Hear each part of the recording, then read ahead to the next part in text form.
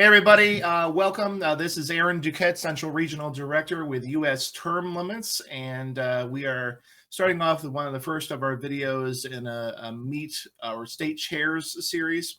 And we're starting with one of the more prominent of our state chairs, Mayor Glenn Jacobs of Knoxville, Tennessee. Has stepped up back in June to be our state chair in Tennessee and has been doing some excellent work for us out there. So Mayor Glenn Jacobs, welcome. Thanks, Aaron. Appreciate you having me on. Good.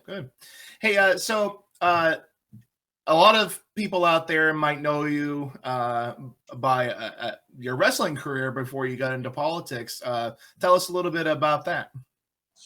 Yes, sir. I spent nearly 30 years with World Wrestling Entertainment as the WWE superstar Kane. Got to travel the world, entertain millions of people all around the world, perform with people like Dwayne "The Rock" Johnson and Stone Cold Steve Austin and The Undertaker and all these other great WWE superstars, and do a lot of really amazing things throughout my career in WWE. Yeah, I'm 39 years old. I used to watch you when I was a teenager, and I remember you coming into the ring and ripping the thing off the cage. It was great. So it's pretty fun to be working with you on this. So you had this long career in WWE, and you still make some appearances. So what then got you into getting into politics? You ran for mayor and won your seat. Tell us about how that transition happened. Well, it's actually because I'm probably a romantic when I look at America and our government. I believe very strongly in the United States Constitution and our founding principles, and I've seen that play out in my own life. I grew up on a farm in Missouri, very rural part of the country.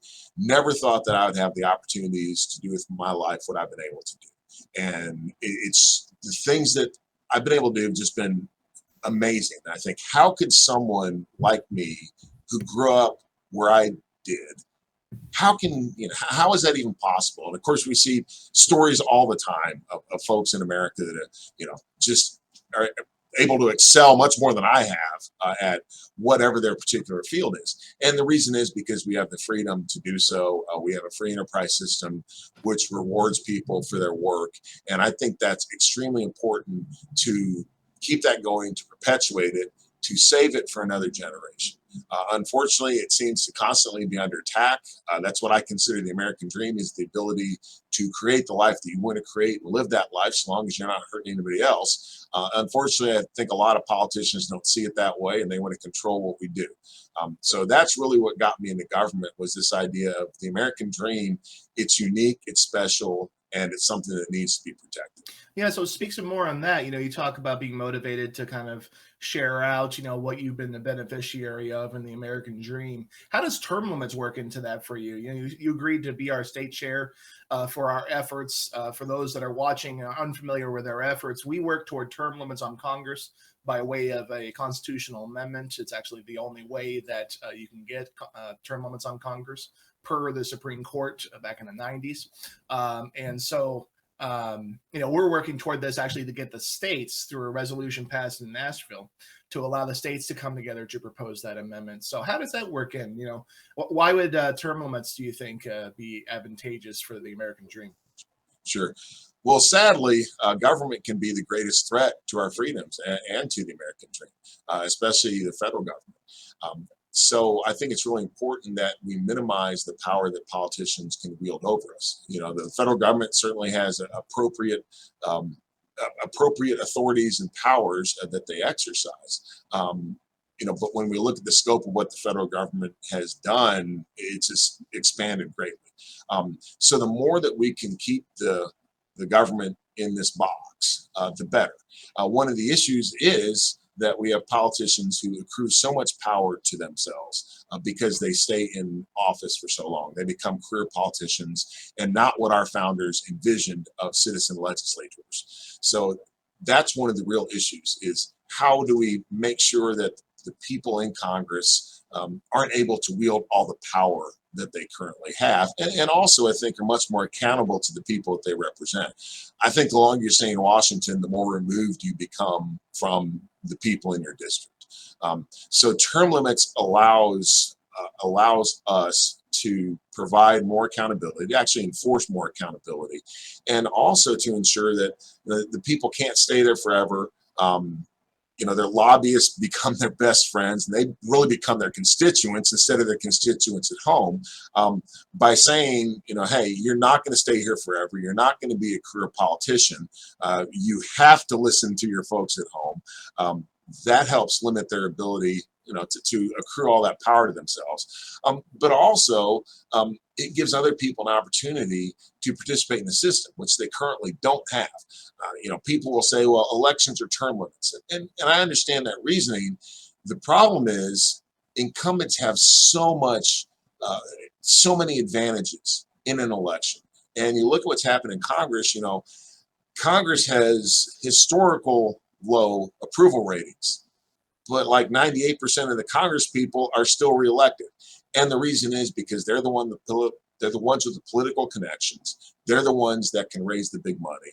And unfortunately, that's what you need to win office. So it puts people that are new to politics and people that want to serve in that capacity, it puts them at a huge disadvantage. And term limits can help with that.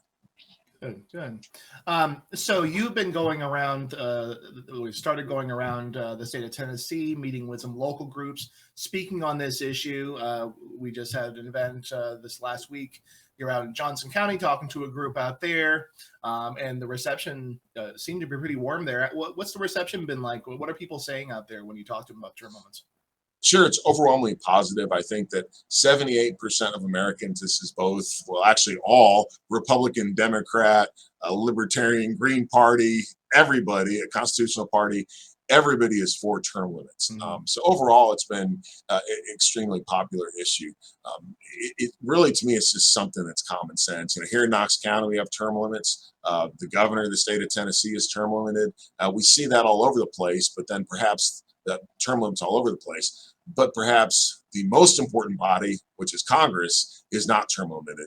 And I find that somewhat ironic. So we have legislation that we work on in the states, the U.S. term limits resolution, to pass through the state legislatures. And when 34 of those states pass that resolution, we can call a convention to propose an amendment for term limits on Congress, strictly limited to that. So what's the status of that effort in Tennessee? Well, 4 states have so far signed on to, or passed resolution signing on to a convention of the states to discuss term limits. I'm hoping that Tennessee will become the 5th. Last legislative session, the General Assembly in the House passed House Joint Resolution 8, which is a resolution to inform Congress that Tennessee wants a convention of the states for congressional term limits. Hopefully this legislative session, the Senate will pass that resolution as well, and we would become the 5th state participating in the effort.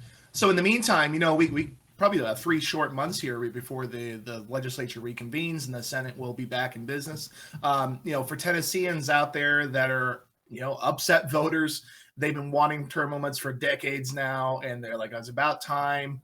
I don't think a lot of people realize they can do something about it, right? And part of that's because they're unaware of the state initiative that we have. But if someone's listening out there, they know that this resolution has to pass the Senate next year. What should they go and do? What can they do to help this effort and get behind it? First and foremost, contact their state senator and encourage them to vote for House Joint Resolution 8. And that should take care of the issue. So that's what I would tell people to do, is contact your senator and express your wishes.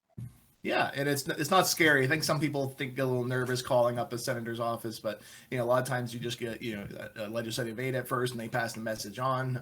But they're there to hear you. And unlike Congress, you can actually get a hold of them, actually talk to them, actually meet with them if you want. So they say all politics is local. Well, here we go. This is grassroots up, and we're going to get this done. And Mayor Glenn Jacobs, thank you so much for all you are doing out there to promote this cause. It has just really catapulted us forward, and I'm really looking forward to locking arms with you and seeing victory next year. Well, Aaron, thank you so much. I very much appreciate what U.S. Term Limits is doing, and encourage everyone out there to help you all as much as they possibly can. Thank you so much. Sure.